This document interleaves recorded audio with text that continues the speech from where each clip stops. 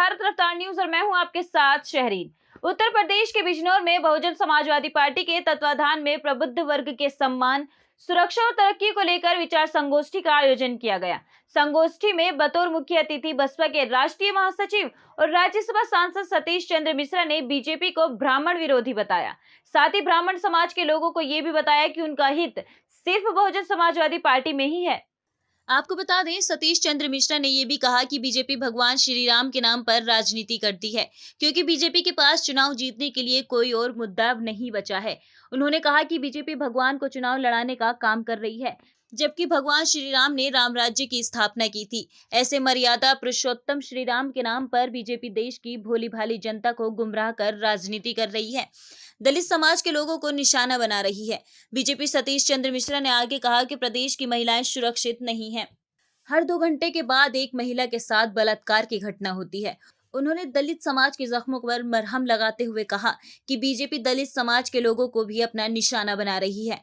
दलित समाज के लोगों को भी संभल कर रहने की जरूरत है। सतीश चंद्र मिश्रा ने आगे कहा कि जब उन्होंने सम्मेलन की शुरुआत अयोध्या से की तो उनसे तमाम लोगों ने प्रश्न किया कि यहाँ आपको आने की क्या जरूरत थी, क्योंकि ये स्थान आपके लिए नहीं है। ये सुनकर उन्हें बहुत ही आश्चर्य हुआ। उन्होंने कहा कि अयोध्या में हमारे सम्मेलन में ठीक अगले दिन ही हमारे प्रदेश के मुख्यमंत्री योगी आदित्यनाथ पहुंच गए थे।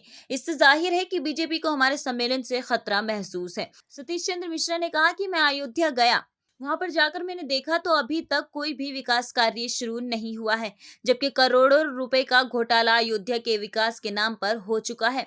इसका खुलासा मीडिया ने किया है। इस अवसर पर पूर्व एमएलसी सुबोध पाराशर के संचालन में हुई गोष्ठी में बसपा सांसद मलूक नगर और संसद गिरीश चंद्र जिला अध्यक्ष जितेंद्र सागर, कविराज पूर्व जिला अध्यक्ष अखिलेश, पूर्व जिला अध्यक्ष राजेंद्र, नगर पालिका नगीना चेयरमैन पुत्र शाहनवाज, सद्दाम राणा आदि उपस्थित रहे।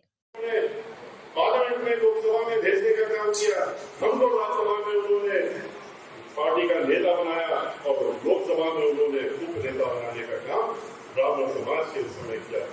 और यही नहीं, चाहे चीफ सेक्रेटरी हो, चाहे डीजीपी हो, चाहे लॉ सेक्रेटरी हो, चाहे एडिशनल कैबिनेट सेक्रेटरी हो, उन सबको उन्होंने उस समय जो पहले नियुक्ति हुई थी वो ब्राह्मण समाज के ही लोगों को उन्होंने नियुक्त किया था। सब समाज के लोगों के साथ साथ में ब्राह्मण समाज को उन्होंने बढ़ चढ़ करके सम्मान देने का काम किया।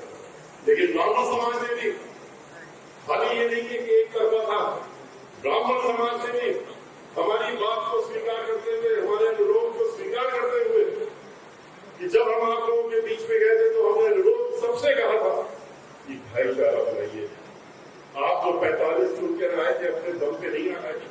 हमको ये गलत फहमी नहीं लेनी चाहिए कि हम तो 16% इकट्ठा हो गए थे, इसलिए हमने जग जीत लिया था और हमको 45 को चुन करके आ गए थे।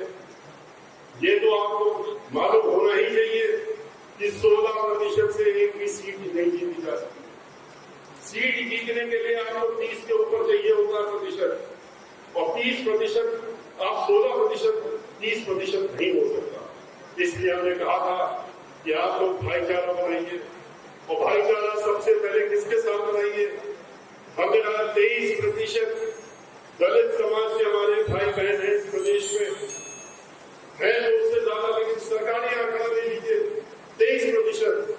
तो अगर और वो 23% के साथ में पहले से ही बैकवर्ड क्लास, अति पिछड़ा वर्ग जो है वो, अल्पसंख्यक, ये सब पहले से ही जुड़े हुए। तो अगर आप उनके साथ जब भाईचारा बनाएंगे तो आप अपने आप में 2 ही लोग मिल करके आप 40 के करीब पहुंच जाते हैं और हर सीट पर खाली करने का काम।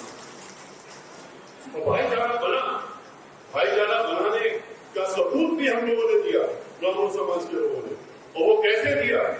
जो रिजर्व सीटें हैं वहां तो कोई ब्राह्मण समाज का व्यक्ति नहीं करता, वहां कोई और भी नहीं करता।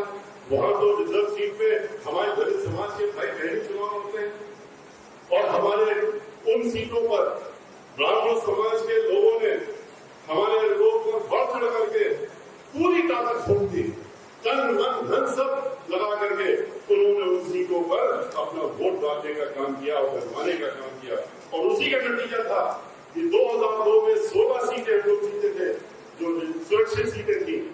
लेकिन जब 2007